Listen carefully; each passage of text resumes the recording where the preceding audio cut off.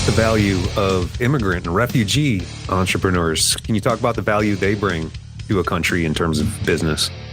I mean, it's tremendous, right? And getting into the economic terms of it, I mean, countries that are able to integrate, immigrants and refugees into their economies and give them access to entrepreneurship do very well. And you can look in any city across the United States and Europe or whatever, where there's so many businesses, small, medium, large size businesses being started and run by immigrants. They're often forced into entrepreneurship because those regular paying jobs are not available to them or the opportunities are limited.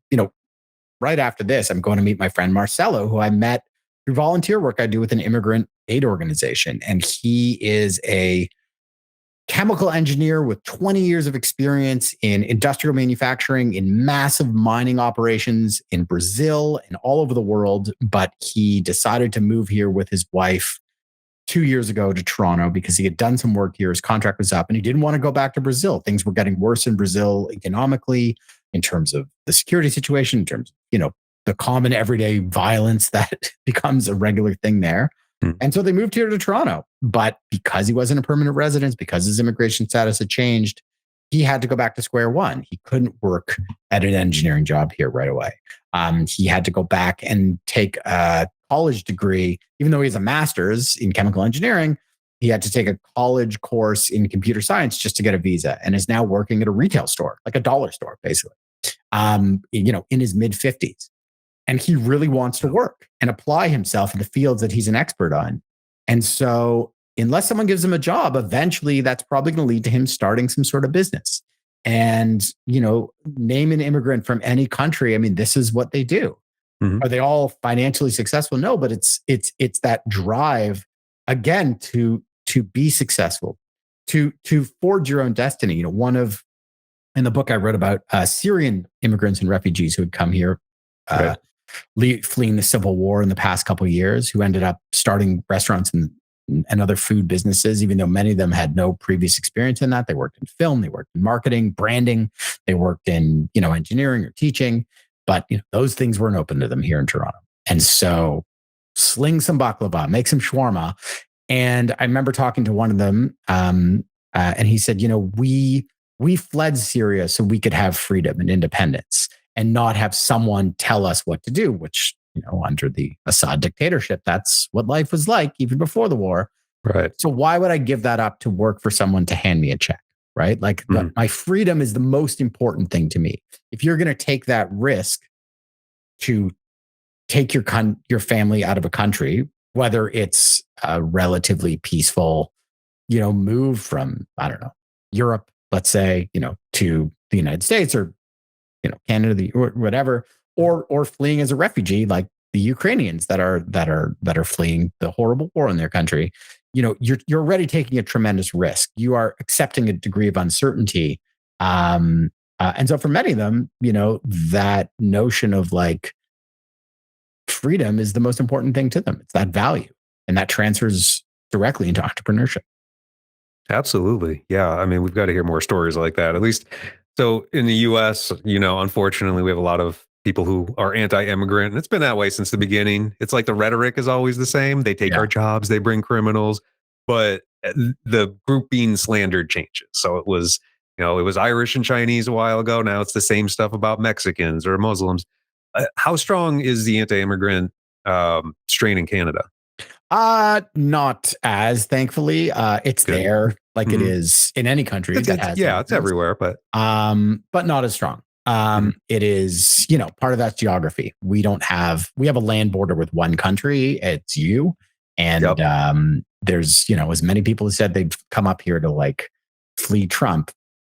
It's not that many. We have many immigrants from third countries who are now coming sort of through the US to Canada, but it's a pretty small number.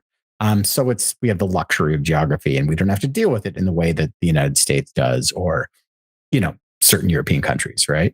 Mm-hmm. But I think there's a different tradition here around that. Canada absorbs, I think, twice the rate of immigrants and refugees the United States does, and this is even before Trump. So it's here, it exists. You certainly have that same racist, sentiment directed at certain groups, certain religions. In Quebec, I know is a very strong sort of anti-Muslim, culture there.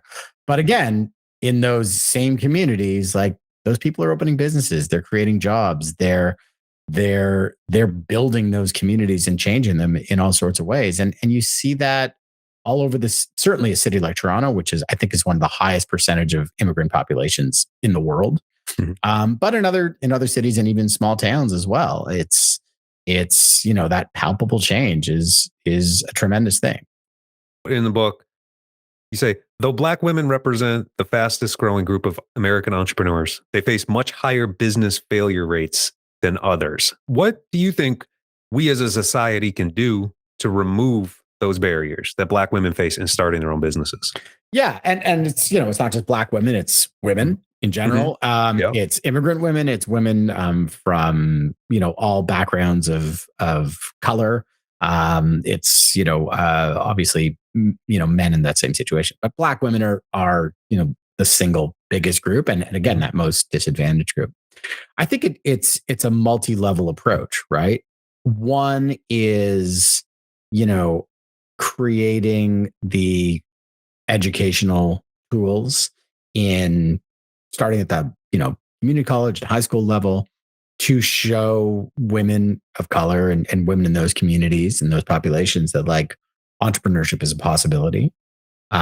This is what it looks like. Here's the advantages. Here's the disadvantages. Here are the things that you practically need to know. Here are examples. Here are sort of opportunities to learn from some people who aren't, I started $1 billion brand, but like, hey, I own 3 hair salons. Let me show you how I did it. Let me teach you how you can do it. Let me teach you how to sort of start.